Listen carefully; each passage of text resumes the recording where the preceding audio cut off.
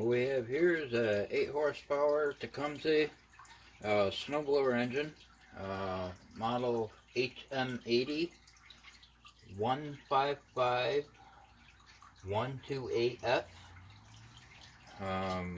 Got it just as you see it here. Was told it needed a new carburetor.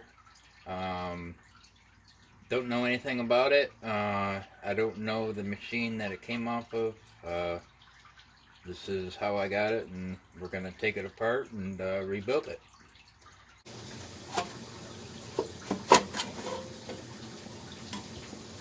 Got this primer you got to take off. Pretty fragile, so I'm just going to cut it. So I'm going to end up replacing it anyway. Pretty rusty in there, as you can tell. Definitely hasn't been used in a while.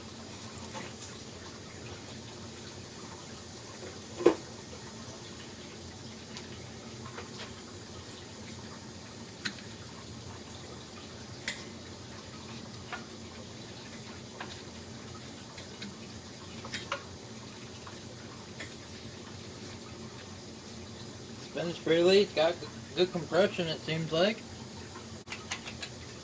Let's take this spark plug out. Check the condition of that. The spark plug itself looks pretty good. See if someone replaced it.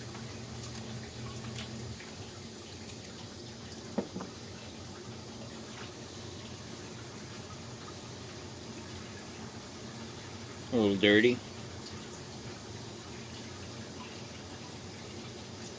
Auto light 295.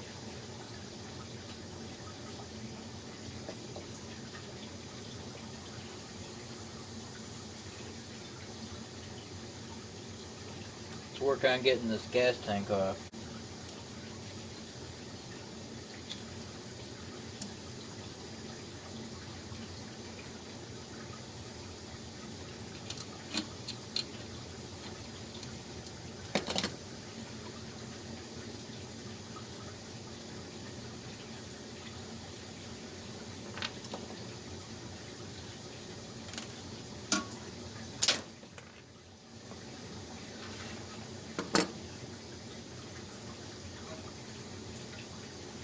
Pretty brittle.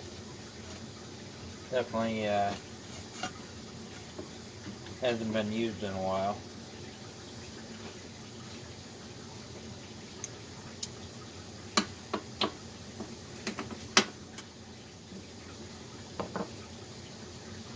Be 3/8 and probably have.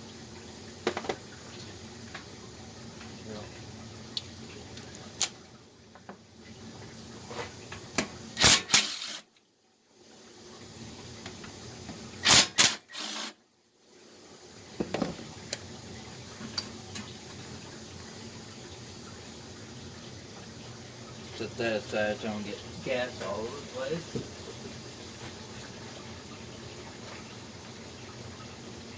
See if we work on getting this cover off.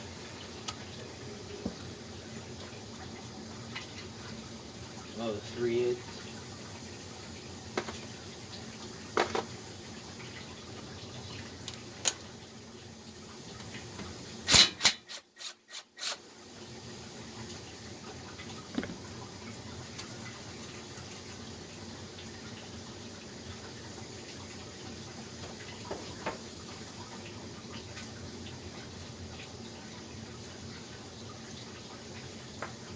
Like I said in previous videos, just you know, put your bolts back where you took them off, if you can, you know. Sometimes you can't.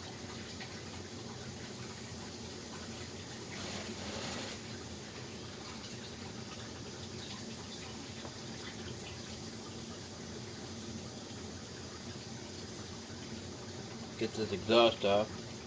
Looks to be about a 1/2 inch.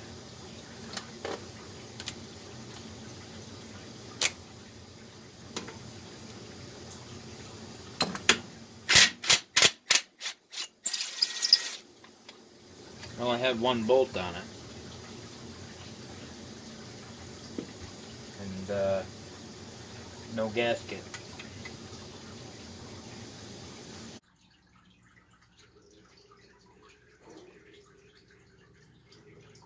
So I'm tearing this engine apart. Got this pulley off. Like a double stack pulley. One solid unit. It's got two fasteners. I screw down and tighten on this. You know, this was a little bugger to get off. What I used to take that off is one of these. Pulley removal. It's not designed specifically for this, but it worked really well. So Harbor Freight should have these if you need one.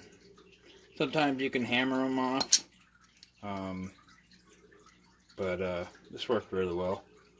It's Ampro T7 419A, I believe, or a 3.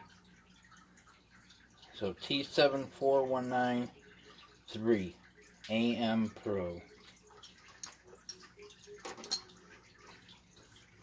So I'm working on getting the intake off.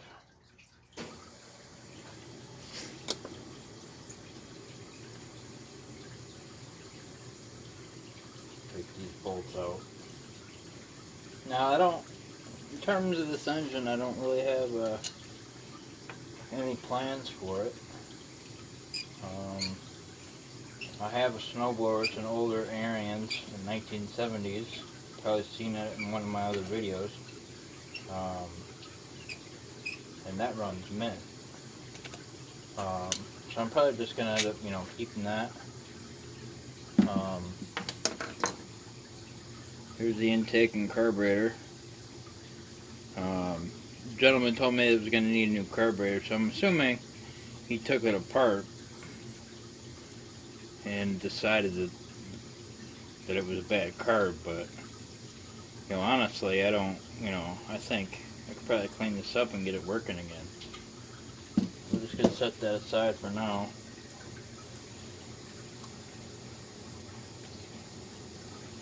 Probably gonna end up getting a rebuild kit for this if I decide to rebuild it. If not, what I might end up doing, because I don't do mini bikes or anything like that, so it's no use for me to just sit around, So what I might end up doing is tearing it completely down, all the way down, all the parts out and everything. Then I might have the block sandblasted,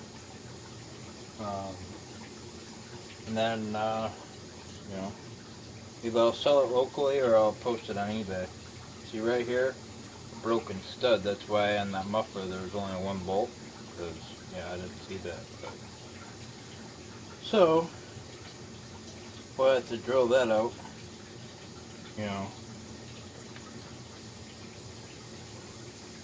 It's just one of those things, You don't know.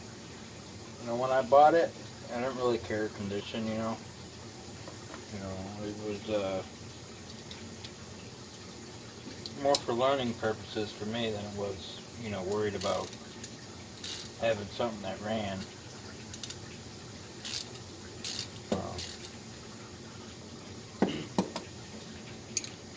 That's why I didn't buy the whole snowblower.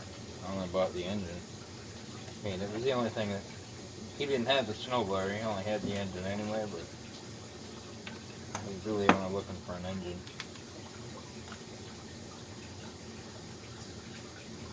Oh, so this is a breather to the engine, right? Completely clogged with dirt. Wow. Nothing getting through there. You could even see it right there. Clogged from there all the way. Crazy.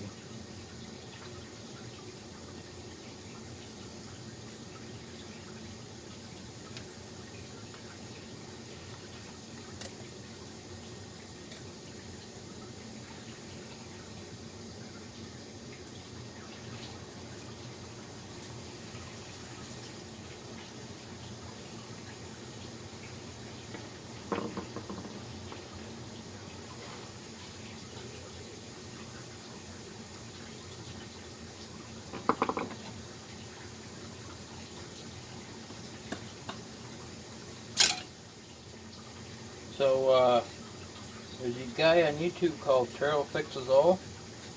He rebuilt one of these. If you haven't checked out his channel, you should. He does a lot of great videos. Got some comedy mixed into it, but he's very helpful. If you're looking to rebuild or restore, or you're having problems with your lawnmower or anything, I mean, there's a lot of different channels, and I'm sure they're all just as helpful. The ones that I watch are, mowers and blowers, and Terrell Fixes All. 3/4. How much you want to bet this doesn't come off right away? It's pretty rusty down in there. Try to keep my tools organized. I don't want to end up missing anything down the road when I need it. So right now I'm going to try it without any lubricant, and then we'll go from there. Ah, look at that. It came right off. Who knows? Maybe it has been off before.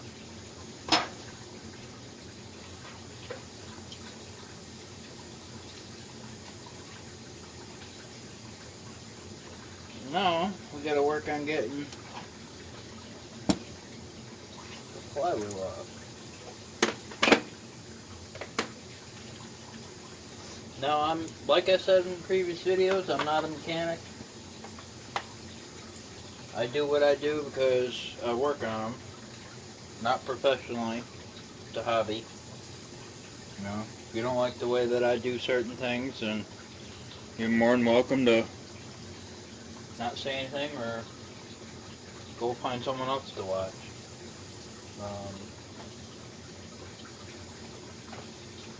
Now, Terrell Fixes All had a video.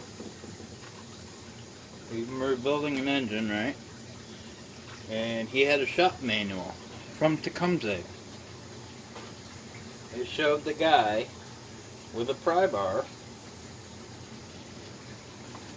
and a hammer prying that flywheel off. Now, I understand that a lot of people are going to say it's not how you're supposed to do it. You got to use a puller, and but if it was alright for them to put it in the manual, I don't see why it's not alright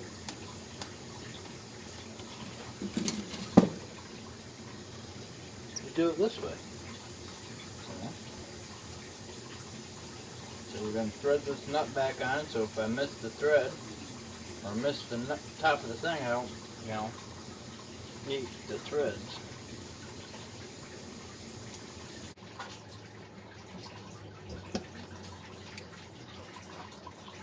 There we go. 2 magnets inside. Look to be in good shape. A little rusty, but just surface rust.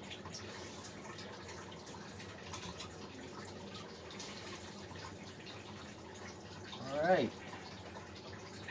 If I'm not mistaken, this is a point system. Is that a points and condenser system, I'm assuming? Yeah, set point to 20 thousandths.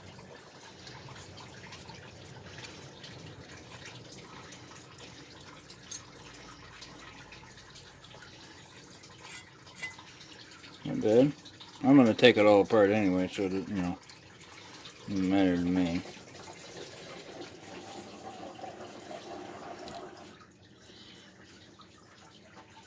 Alright, so we're not even going to worry about taking or setting or looking at the points of condenser, because if I get to a point, I might probably just going to end up replacing them anyway. Get this flywheel key off.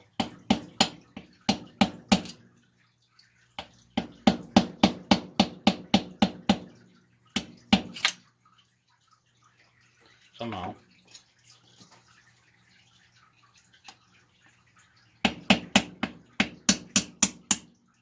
There we go.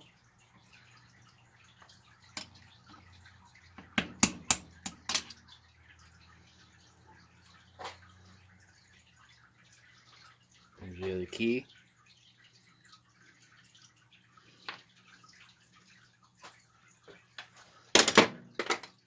I can get you guys in a little closer. You can see what I'm working on a little better.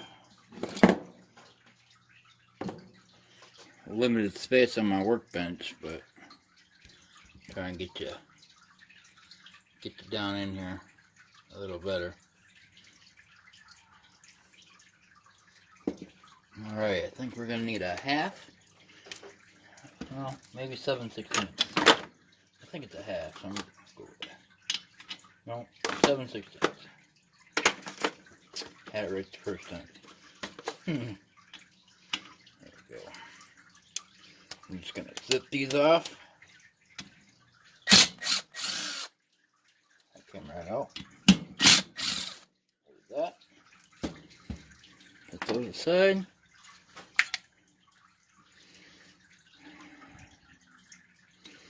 Pretty rusty. I mean, surface rust, dirty. You know, I don't think this has been used in a while. You know, who knows? Maybe it still works. I'll clean it up and we'll test it down the road. Right now, this is just a teardown video. There's 3/8 to get these off. So we'll take that other plate off.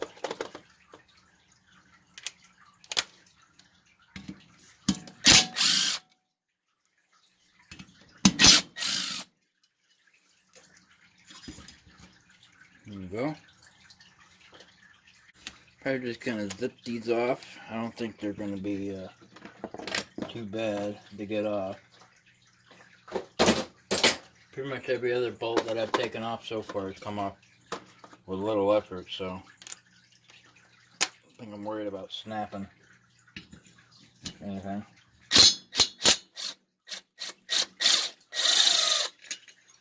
There's one. Two at the end, right here, are the ones that have, looks like a nut welded to the top, or maybe it's just the way how it was made, and it's got threads. So remember, that's the way it goes.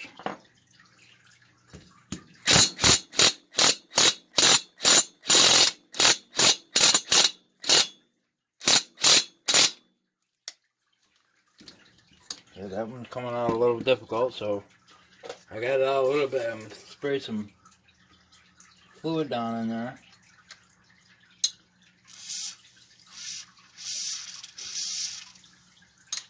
There we go.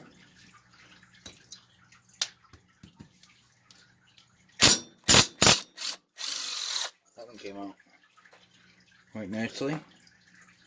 Now, how I was saying how you gotta pay attention, different size bolts, right?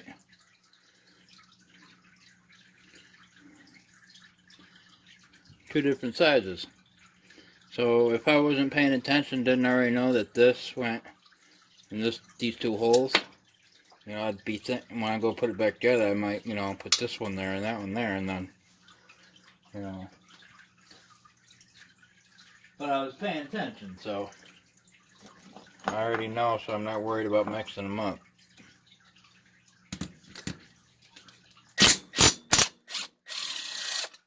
And who knows, you know, might be a few more in here that are different sizes.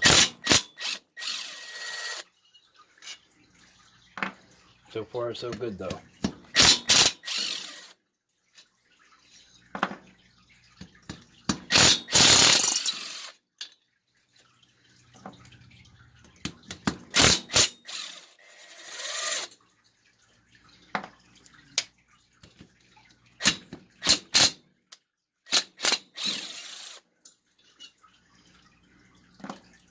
Alright, take the head off.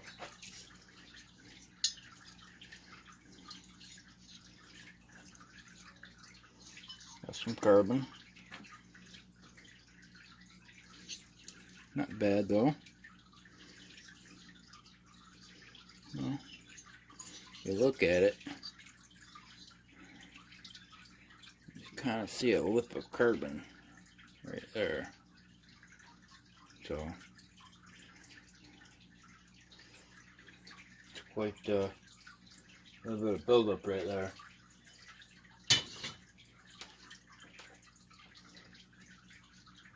Interesting though. Is that a the head gasket? Head gaskets don't look bad. I might reuse that. I don't know. And obviously if I buy a kit that has one that comes with it, then you know I'll replace it. But that doesn't look too bad.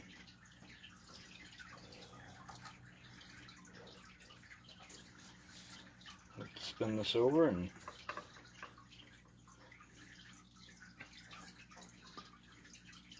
get you in here a little closer. So all this debris that you see here is what was already in it. Ain't got no movement on this piston. That's good. I'm gonna spin this over and see how the valves are.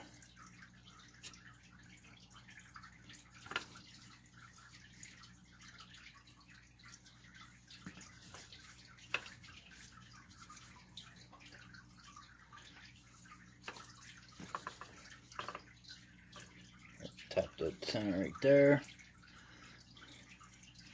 Can't turn them, so that's good.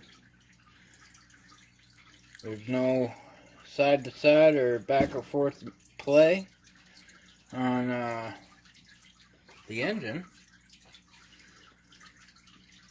or on the piston, I mean.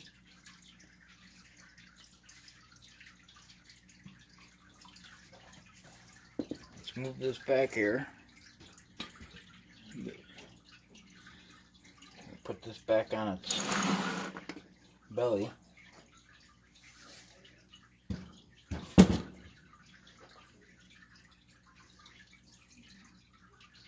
So,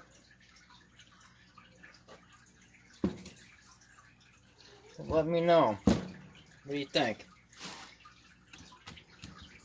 With what I see here, would it be worth my while to get inside and, you know, take the crank apart? Or, because everything up here looks good, nothing's, you know, giving me any signs that, you know, there's any issues. Like I said, there's no piston movement. So should I just get a rebuild kit and worry about, you know, maybe getting this cleaned up and, you know, the way that it is? Or should I take it apart and do a full rebuild, even though the internals are probably fine? I mean, I have no reason to doubt that just doing the head gaskets and, you know, all the seals and, you know, the two crankshaft seals seem fine. I don't see any leaking or excess oil, especially the top one. I mean, obviously the top one doesn't see a whole lot of oil or whatnot, but the bottom one looks fine. So you guys let me know, and we're gonna stop it here. And I want to thank you for joining me on disassembling the engine thus far, and like and subscribe, and we'll see you again next time. Thank you.